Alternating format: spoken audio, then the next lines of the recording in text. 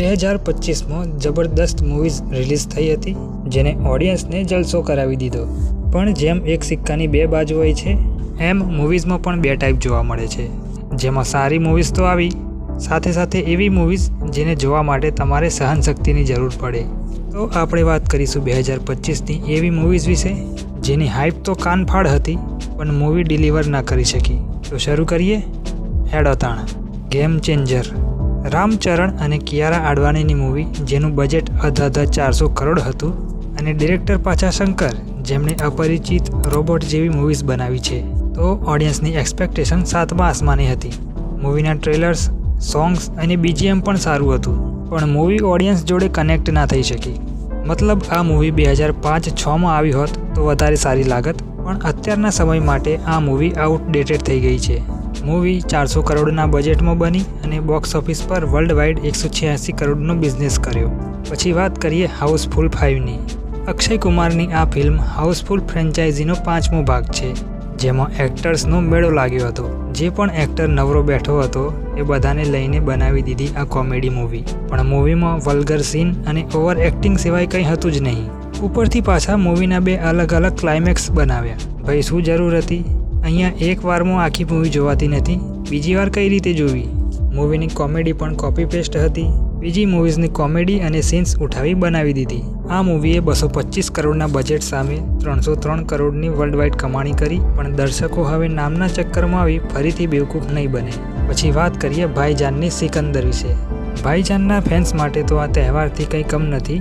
મૂવીના director A.R. મુરુગદાસ જેમણે ગજની જેવી જબરદસ્ત મૂવી બનાવી। ભાઈ અત્યારે ટીવી પર જોઈએ તોય આંખમાંથી આંસુ આવી જાય એવી મૂવી છે, અને એમને બનાવ્યું આ સંડાસ। મૂવીમાં કંઈ ખાસ નહોતું, એ સાઉથની ટિપિકલ સ્ટોરી જે આપણે ફ્રીમાં મેક્સ પર જોઈએ છીએ। આ મૂવી ભાઈજાનના ઓરા ફાર્મિંગ પર જ હતી। મૂવીમાં રશ્મિકા મંદાના પણ હતી જેમને સલમાન ખાન રોજગાર યોજનાનો ફાયદો મળ્યો।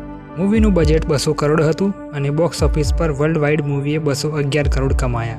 અને છેલ્લે બે મૂવીઝ જે એક સાથે રિલીઝ થઈ હતી અને ભાઈ બંનેની હાઇપ કાનફાડ હતી।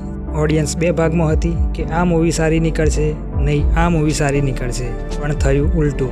વાત કરીએ પહેલી મૂવીની જેના માટે ઓડિયન્સ પાગલ હતી, અને એ મૂવીથી સાઉથ સુપરસ્ટાર જુનિયર NTR બોલિવૂડમાં ડેબ્યુ કરવાના હતા। મૂવીનું નામ છે war 2। Hrithik Roshan, junior NTR, Kiara આડવાણીની આ મૂવી યશરાજના સ્પાય યુનિવર્સનો ભાગ છે। પહેલી વોર મૂવીમાં રિતિક અને ટાઈગરની જોડીએ કમાલ કરી હતી। મૂવીનું એક્શન, ડાન્સ, સ્ટોરી બધું જ ટોપ નોચ હતું, પણ વોર 2 ફરીથી એવો કમાલ ના કરી શકી। મૂવીમાં વોરની જગ્યાએ બ્રોમાન્સ વધારે હતો, અને યશરાજની ફિલ્મ છે એટલે એક્શન તો જબરદસ્ત જ હોવાનું, પણ ખાલી એક્શનથી જ મૂવી નથી ચાલતી, અને કિયારા આડવાણીનો બિકીની સીન પણ ફિલ્મને ના બચાવી શક્યો, જે 2025નું સૌથી મોટું ડિસઅપોઇન્ટમેન્ટ હતું। મૂવીનું બજેટ હતું 300થી 400 કરોડ સુધીનું, જેની સામે મૂવીએ 370 કરોડનો બિઝનેસ કર્યો, અને હવે YRFનું આ યુનિવર્સ અંધારામાં છે। આ યુનિવર્સની નેક્સ્ટ ફિલ્મ આલ્ફા કંઈક જાદુ કરી દે તો પાછા ટ્રેક પર આવી શકશે। આલ્ફા મૂવીમાં આલિયા ભટ્ટ, શર્વરી વાઘ અને બોબી દેઓલ છે। બીજી મૂવી જે વોર સાથે રિલીઝ થઈ હતી સુપરસ્ટાર રજનીકાંતની કુલી। મૂવીની રિલીઝ પહેલાં જ ડિરેક્ટરે કહી દીધું હતું કે આ મૂવી LCU મતલબ લોકેશ સિનેમેટિક યુનિવર્સનો પાર્ટ નથી, પણ તોય ઓડિયન્સે વાત ના માની એક્સપેક્ટેશન હાઈ કરી લીધી, અને મૂવી એ હાઇપ અચીવ ના કરી શકી। મૂવી પેન ઇન્ડિયા રિલીઝ હતી, જેની સ્ટારકાસ્ટ પણ પેન ઇન્ડિયા હતી, જેમાં તમિલ સિનેમાથી રજનીકાંત, તેલુગુથી નાગાર્જુન, મલયાલમથી સોબિન શાહિર, કન્નડાથી ઉપેન્દ્ર અને બોલિવૂડથી આમિર ખાન હતા।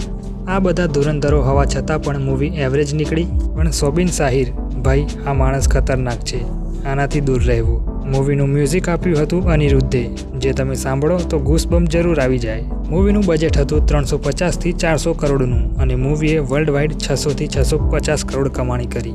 તો આ હતી 2025ની બિગ બજેટ મૂવી, જેની પાસેથી ઓડિયન્સને બહુ જ એક્સપેક્ટેશન્સ હતી, પણ મૂવી એ ડિલિવર ના કરી શકી।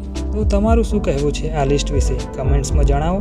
વિડીયો પસંદ આવ્યો હોય તો લાઇક કરજો, ચેનલને સબસ્ક્રાઈબ કરજો। હું મળું નવા વિડીયોમાં, ત્યાં સુધી સભાવાળો ખમ્માને મજા કરાવે।